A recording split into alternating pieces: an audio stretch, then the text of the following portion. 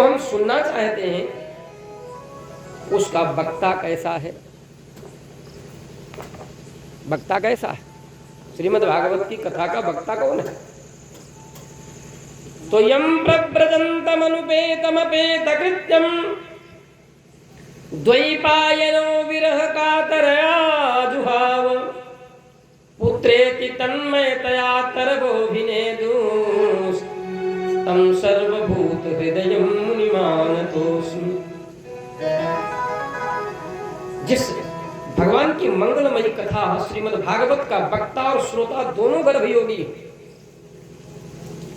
साधारण इसलिए भागवत नहीं, और श्रीमद् भागवत की कथा सच में सामान्य जनों के लिए है भी नहीं। ये तो जब तक मरण न हो तब तक पीते रहने वाला व्यक्ति का ही कल्याण होता है। ये बात नहीं कि एक बार भागवत की कथा सुन ली अब तो हमारा हो जाएगा ना। सुबह शाम और दिन भर चाय बिस्किट करने पर भी पेट मांगता रहता है बराबर। सुबह खाया फिर शाम को भोजन की आवश्यकता पड़ी, शाम को खाया फिर सुबह भोजन की आवश्यकता पड़ी। तो श्रीमद् भागवत की कथा को एक बार सुनने से ही वो मोक्ष कैसे दे देगी, जबकि विषय तो तुम्हारे जीवन में परंपरागत लगे हुए हैं। संसार के विषयों में तो हमेशा तुम मन रखते, सुबह से शाम तक रात दिन उन विषयों का चिंतन करते हो। तो श्रीमद् भागवत से ये अपेक्षा क्यों करते हो कि एक बार सुनने से ही तुम्हारा कल्याण करेगी। तत्व चिंतामणि में एक महात्मा जी से एक भक्त ने पूछा, महाराज एक बात बताइए, अगर हम मुक्ति को प्राप्त करना चाहें तो क्या करें? बोले दिन रात भजन करो, दिन रात भगवान का नाम जपो। बोले दिन रात से क्या होगा, रात में तो सोने की आवश्यकता है। बोले रात में ही अगर प्राण निकल गए तो तुम्हारा काम नहीं होगा। यदि मोक्ष ही चाहिए तो दिन रात भजन करो। पद्म पुराण में लिखा है कि मोक्ष का कारण क्या है, कैसे मिलता है? बोले मोक्ष भगवान का एक बार राम कह देने मात्र से ही सारे पाप नष्ट हो गए। बोले मान लिया, ये सत्य है। एक बार राम तुमने कहा और पीछे के किए हुए सारे पाप नष्ट हो गए। किंतु आगे तुम पाप न करो, अगर इसकी गारंटी ले लो तो तुम्हारा वो एक बार का राम ये कहना ही मोक्ष को दे देगा। परंतु एक बार राम कहा, पीछे तो तुम्हारा पर्दा साफ हो गया है और आगे के तुमने फिर पापों की गठरी बांधनी शुरू कर दी। उनकी गारंटी कौन लेगा? मोक्ष मिलेगा। इसीलिए कहते हैं सन्निंदा सति नाम वैभव कथा श्री शेषयोर भेदधि अश्रद्धा गुरु वेद शास्त्र वचने नाम्यर्थवाद भ्रमा नाम नास्तीति निषिद्ध वृत्ति विहित त्यागो हि धर्मांतरयी साम्यम नाम जपः शिवस्य च हरे नामापराधर्दश। दिन भर माला फेर रहे हैं, और माला फेरने के बाद में घंटा 2 घंटा जब अवसर मिला, जिह्वा थक गई, तो फिर गांव के 2-4 लोगों के पास में बैठ करके, और भैया गांव में कोई नई सूचना, कोई नया कांड हुआ है क्या? अगर कोई बात कह दिया, हाँ फलाने व्यक्ति, अच्छा, फिर अब उसकी तह तक जाने का प्रयत्न प्रारंभ हो गया। अब माला बाद में फेरेंगे, टाइम तो हो गया, लेकिन अब उस कांड के विषय में पूरा जानना है। गोस्वामी तुलसीदास जी ने तो अपनी रामचरितमानस में 7 ही कांड लिखे, लेकिन मनुष्य जब कांडों की घटना को जोड़ता है तो जीवन में न जाने कितने कांड, और हर कांड की तह तक जाता है। फिर माला दिन जो किया था ना, दिन में 10, 15, 20 या 50 माला जपी थी, और 50 गुणे अगर 108 कर दो तो कितने बार राम नाम जपा होगा। और इतनी घटनाओं के बारे में जब उसने चिंतन करना प्रारंभ किया तो पहला अपराध है निंदा करना। निंदक नियरे राखिए आंगन कुटी छवाए बिन पानी साबुन बिना निर्मल करे सुहाए। पद्म पुराण में इसी एक श्लोक पर एक छोटी सी पुस्तक बनी जिसका नाम है 10 नामापराध। पहला अपराध है निंदा करना। अब सोचो, दिन भर के जितना जपा और थोड़ी देर निंदा कर ली, तो जपने का जो फल था वो तो गया ही गया, और निंदा करने से उसके पाप और पीठ पर आ गए, कुछ मिला। तो अभी आया कि श्रीमद् भागवत के विषय में अपराध रहित होना, और बिना अपराध रहित हुए कल्याण नहीं होगा। और श्री सुखदेव जी गर्भयोगी हैं और परीक्षित भी गर्भयोगी हैं, दोनों गर्भयोगियों के द्वारा प्रादुर्भाव कथा का भी हुआ और श्रवण भी हुई और पब्लिक समाज में उसका विकास, लेकिन वो कथा सबके लिए नहीं है, क्योंकि श्रीमद् भागवत के प्रत्येक अध्याय के विश्राम पर श्रीमद् भागवत में लिखा हुआ है पारमहंस्याम संहितायाम। अब सोचो परमहंस कौन होता है? हमारे यहाँ वर्णाश्रम में 4 आश्रम धर्म है। ब्रह्मचर्य आश्रम जो विद्या अध्ययन करना है, फिर गृहस्थ आश्रम। इन आश्रम धर्मों के विषय में इस बार विस्तार से हम सप्तम स्कंद में विवेचन करेंगे। नंबर 3 आया वानप्रस्थाश्रम। युग धर्म के अनुसार आयु को देखते हुए व्यक्ति को पहले से सजग हो जाना चाहिए। पहले तो 25, फिर 50, फिर 75 और फिर 100। तो 25 वर्ष तक ब्रह्मचर्य, फिर 25 से 50 वर्ष तक गृहस्थ, और 50 से 75 तक वानप्रस्थ, और 75 से 100 के बीच में संन्यास। बाद में अगर जीवन रहे तो परमहंस। तो श्रीमद् भागवत कथा किसके लिए है? न ब्रह्मचारी के लिए है, न गृहस्थ के लिए है, न वानप्रस्थी के लिए है, न सन्यासी के लिए है। तो फिर किसके लिए? बोले परमहंस के लिए। जिसको आसक्ति लंगोटी तक में नहीं रह गई, जिसको आसक्ति, जो दंड लिया था सन्यास जब उसने लिया ना, तो एक लकड़ी का जो दंड होता बांस का, जिसको कपड़े में लपेट के रखते हैं सन्यासी लोग, जिनको हम लोग जब देखते हैं तो ओम नमो नारायणाय, तो महात्मा जो दंडी स्वामी होते कहते नारायण नारायण। तो सन्यासी से भी जो ऊपर स्थिति है, जिसको हम लोग कहते हैं परमहंस अथवा अवधूत भी कहते हैं, उस वृत्ति को जो प्राप्त हो जाए उसके लिए ये कथा है। इसीलिए प्रस्थानत्रयी, गीता, उपनिषद और वेदांत। तो जो वेदांत, उपनिषद और गीता का चिंतन करने में पारंगत हो गया, तत्वदर्शी महात्मा, जिसने सन्यास का त्याग कर दिया, वो परमहंस हो गया। उसके लिए श्रीमद् भागवत कथा है। इसीलिए सुखदेव जैसा परमहंस वो वक्ता है, और परीक्षित जैसा गर्भयोगी जो है परमहंस श्रोता है। तब श्रीमद् भागवत की इतनी मधुर कथा प्रकट हुई। बोले अच्छा सुखदेव जी कैसे हैं? बोले जब जन्म हुआ ना, तो जन्म होते ही नाल नहीं कटा। अपने कमल होता ना, गुजेरी या कमल फूल, तो उसकी एक इतनी पतली पतली राड जैसी लगी होती है फूल के पहले। हमने अपने यहाँ छत पे एक बड़े से टब में कमल बो रखे। अगले वर्ष तक हो सकता भगवान चाहेगा तो फूल भी उसमें आएंगे, क्योंकि पेड़ अच्छे हो गए, कई पत्ते निकल जाते हैं। तो सोचो उस कमल की जो नाल होती है, वो नाल जो बालक के नाभि से संपर्क जिसका होता है गर्भ से ही, वो कटा नहीं है, नाल छेदन भी नहीं हुआ, और वैसे ही चल दिए सुखदेव जी जंगल की। भगवान की माया ने उनको पकड़ नहीं पाया, क्योंकि कौशिकी संहिता में कथा है, सुखदेव जी ने गर्भ में रहते ही अपने पिताजी से वचन ले लिया कि आपकी माया मुझे न पकड़े तो हम जन्म ले लेंगे, नहीं तो। इसीलिए तो धुंधली कहती है सुखवन निवसे गर्भ। अगर सुखदेव जी के समान हमारे गर्भ में बच्चा रह गया तो हम कैसे जिएंगे? ये धुंधली सुखदेव जी का नाम लेकर कहती है। तो सोचो सुखदेव जी नालक छेदन भी नहीं हुआ, जंगल की ओर चले गए। वेदव्यास जी पीछे पीछे, पुत्र लौटाओ पुत्र लौटाओ। पीछे मुड़कर के भी नहीं देखा कौन पुत्र, किसका पुत्र। लेकिन वृक्षों ने प्रश्न किया सुखदेव जी से, तरवो विनेदु, विनम्रता को महाराज आप कहाँ जा रहे हैं? सुखदेव जी ने मुड़ करके भी नहीं देखा और आगे चले। वेदव्यास जी आए, पूछा कहो एक वो गया जिससे हमने प्रश्न किया, उत्तर ही नहीं दिया। तुम कहां जा रहे हो? बोले वो मेरा पुत्र था, हम उसको लेने के लिए जा रहे हैं। तो वृक्ष ने हंसी की। बोले महाराज प्रश्न मेरा छोटा सा है, जड़ कौन है, चेतन कौन है?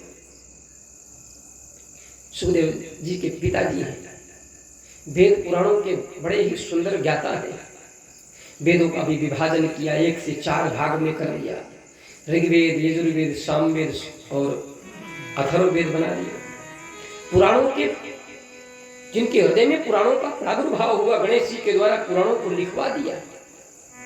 वेद अभ्यास जी को उत्तर देते हुए देर नहीं लगी। देखो तुम जड़ हो, एक ही जगह खड़े रहते हो, सर्दी गर्मी वर्षा सब सहन करते हो, और हम चेतन हैं। वर्षा होने लग जाए तो हम छाया में चले जाते हैं, गर्मी हो जाए तो छाया में चले जाते हैं, भूख लगे तो भोजन भी करते हैं, प्यास लगे तो पानी। तुम तो पराधीन हो, तुम्हें कोई पानी दे तो मिले, न दे तो तुम ऐसे खड़े रहते हो। वृक्ष ने फिर हंसी लगाई। बोले महाराज सही कह रहे हैं, पर परमात्मा तुम्हें भी देता है, परमात्मा ही हमें भी देता है।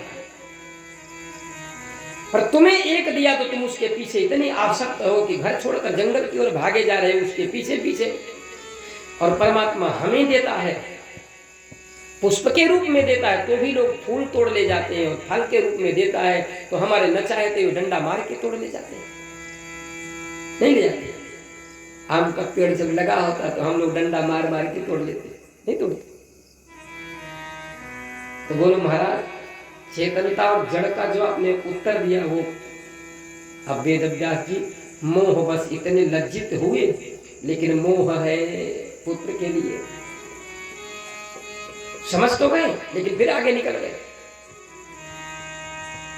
आगे स्नान करते हुए सरोवर में स्त्रियों ने सुखदेव जी को देखा, सुंदर गौरांग वर्ण है, आजानु बाहु, लंबी लंबी भुजाएं हैं, जिनका मस्तक सुंदर हाथी के समान है, जिनका विशाल वक्षस्थल है, जिनके सुंदर मृग के समान बड़े बड़े नेत्र हैं, और जिनको देखते ही कामांगनाओं स्त्रियों का चित्त आकर्षित होना चाहिए। गोस्वामी तुलसीदास जी कहते हैं पुरुष मनोहर निरखत नारी। परंतु उनको देख करके उन देवांगनाओं को चित्त में आकर्षण हुआ, पर मोह नहीं हुआ, आसक्ति नहीं हुई, क्योंकि वो निर्गुण निराकार भगवान के समान थे। उनमें जीवों के प्रति, स्त्रियों के प्रति, पुरुषों के प्रति, किसी के प्रति कोई आसक्ति नहीं थी। न वो स्त्री और पुरुष के भेद कोई नहीं जानते थे। सुखदेव जी चले गए, उन स्त्रियों ने भी देखा, उनके प्रति भी कोई आसक्ति नहीं। क्यों? प्रेम तो तब होता है जब आंख से आंख मिले। स्त्रियां तो देखती रही, लेकिन उन्होंने देखा ही नहीं। सुखदेव जी ने प्रीति नयन योर कहा, प्रेम तब होता है जब आंख से आंख मिले। इसीलिए नेत्रहीन व्यक्ति को संसार में किसी से प्रेम नहीं होगा, प्रमाणित बात। वो संसार में भाई के साथ में रहेगा, पत्नी के साथ में रहेगा, बच्चों के साथ में रहेगा, लेकिन प्रेम जो है वो परिभाषा नेत्रों से ही होती है।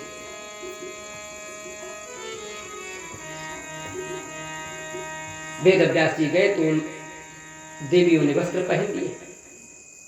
अब वेद व्यास जी ने प्रश्न किया, इतना सुंदर मेरा पुत्र गया, आपने वस्त्र नहीं पहने, और मुझ वृद्ध को देख करके वस्त्र पहन लिए। तब उन देवियों ने कहा महाराज आपके में और आपके पुत्र में बहुत बड़ा अंतर है।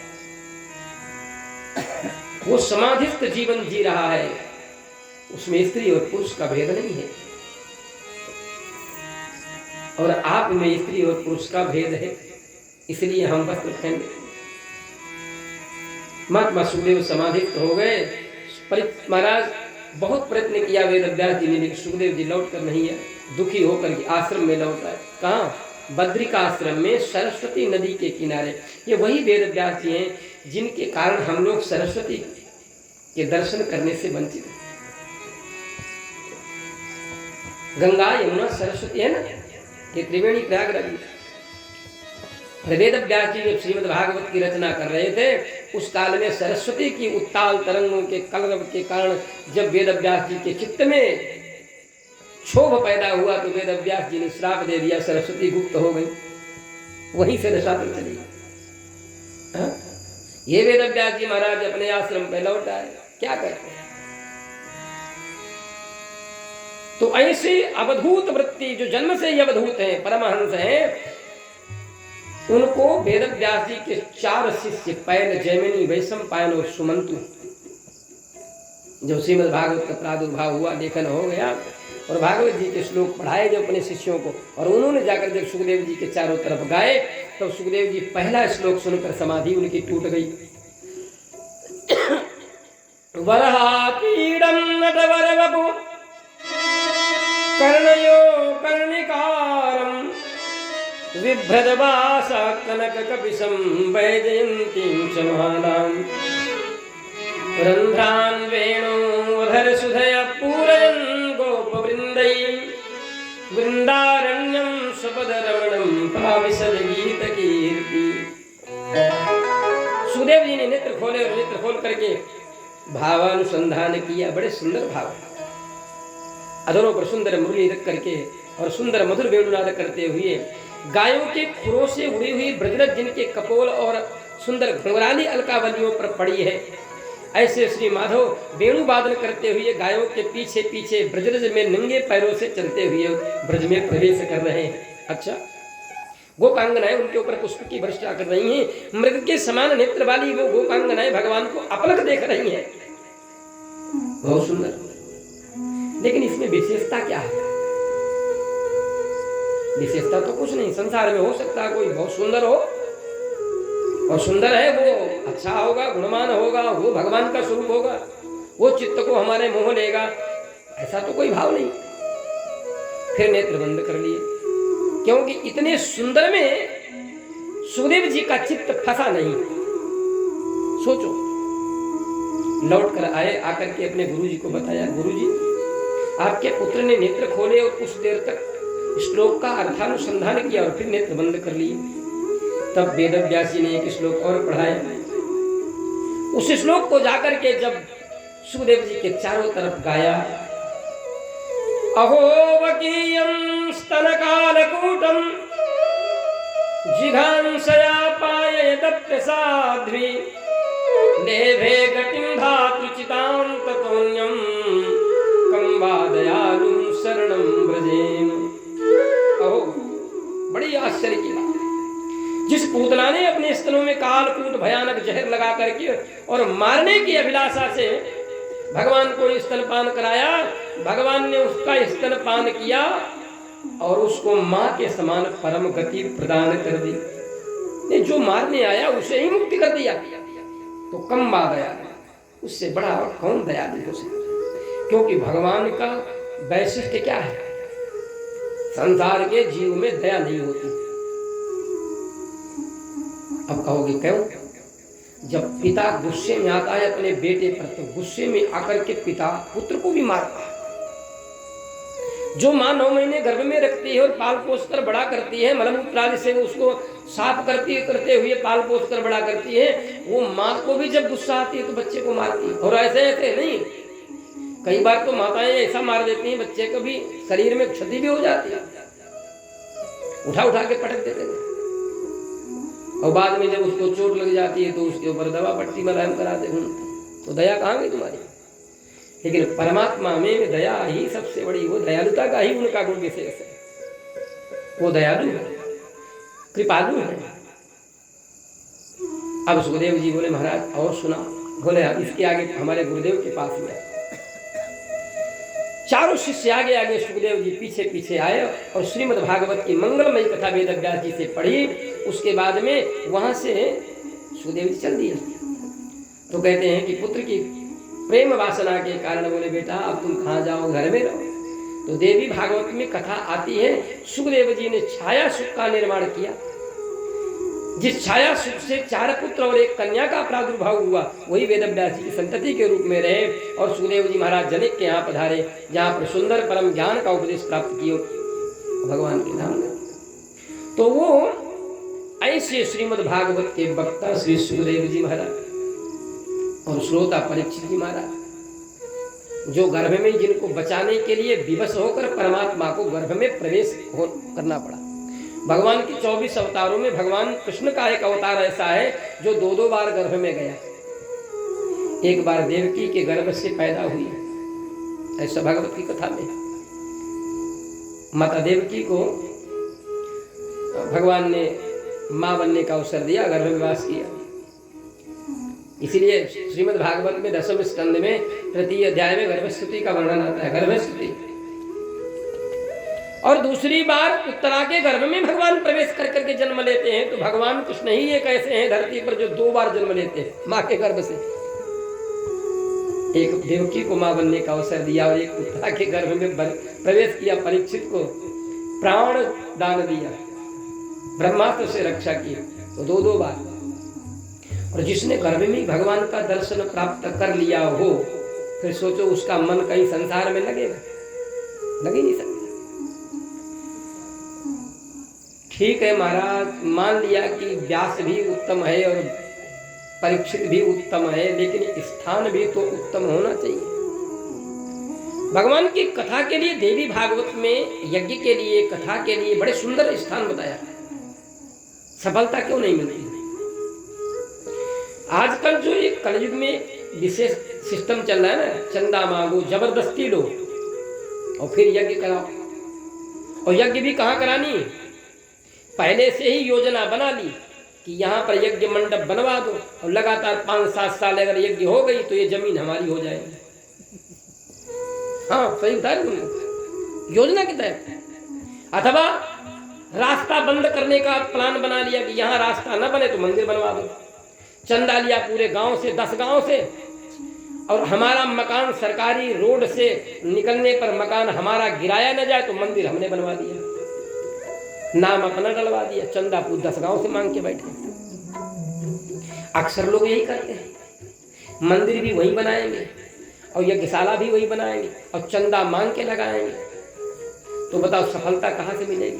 देवी भागवत में स्पष्ट लिखा है स्थान उत्तम होना चाहिए, जिसमें कोई व्यक्ति गांव में रहने वाला या किसी जगह का रहने वाला, जिसको किसी को उस मंदिर से, उस यज्ञ मंडप से किसी को कष्ट न हो।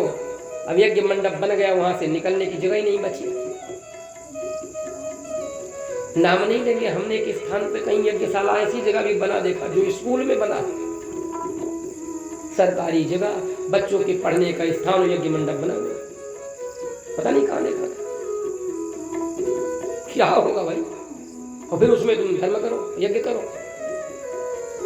दूसरी चीज, धन जो है विशुद्ध परिश्रम से कमाया हुआ होना चाहिए, जो उसमें लगाया जाए। 2 चीजें हो गई, स्थान पवित्र हो और धन पवित्र हो। और तीसरा नंबर है उसको कराने की जो सामग्री लगे उसमें, वो भी परिमार्जित होनी चाहिए। जैसे आजकल हमने कई जगह पर जो है यज्ञ देखी, हमसे कई लोगों ने कहा भी यज्ञ आप करा दो, हमने कहा हो ही नहीं सकता, हम यज्ञ करा दें आपकी। कुंड 5 खुदे हैं, वो भी इतने इतने गहरे खुदे हुए हैं और सामग्री 5 किलो नहीं है। एक कुंड तो भरेगा ही नहीं, और 5-5 कुंड, या उसमें संकल्प भी बोल रहे हैं पंचकुंडीय महायज्ञ। तो शास्त्र में कितनी आहुति पड़नी चाहिए एक कुंड में, उसका वर्णन है। और कुंड कहाँ तक भरना चाहिए उसका वर्णन है।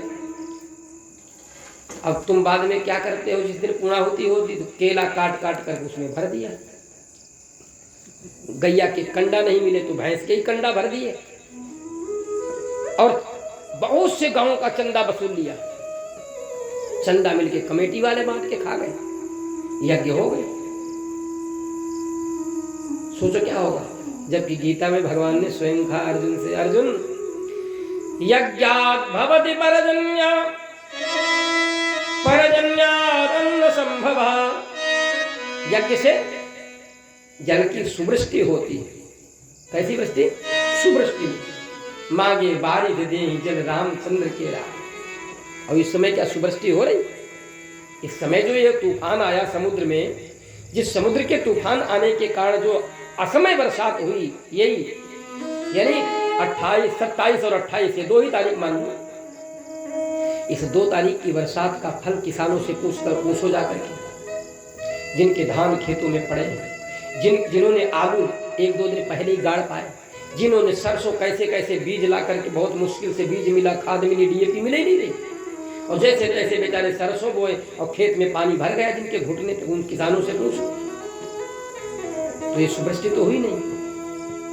और गोस्वामी तुलसीदास जी ही लिखते हैं, कली में चहु और दुकान परे, कली में चहु और दुकान परे, कली में चहु और दुकान परे, बिन अन्न दुखी सब लोग मरे, बिन अन्न दुखी सब लोग मरे, कली में चहु दुकान परे, कली में।